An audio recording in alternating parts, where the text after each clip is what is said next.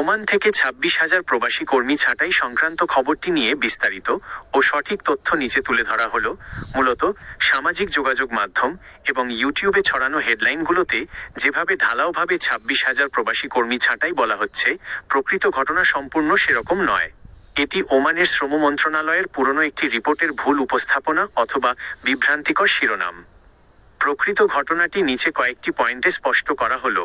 আসল তথ্য কি?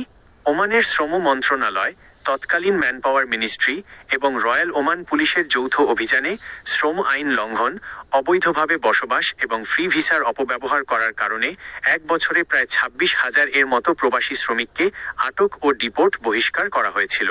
ছাঁটাই বনাম আইনি ব্যবস্থা। এটি কোনো সাধারণ কোম্পানির নিয়মিত কর্মী ছাঁটাই বা কোনো নির্দিষ্ট দেশের প্রবাসীদের তাড়িয়ে দেওয়ার ঘটনা নয়।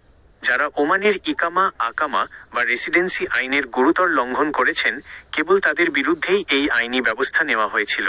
ওমানাইজেশন, ওমানিসেশন নীতি।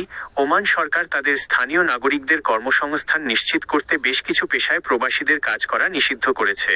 তবে বৈধ কর্মীদের হুট করে এভাবে গণহারে ছাঁটাই করার কোনো খবর ওমান সরকারের পক্ষ থেকে দেওয়া হয়নি।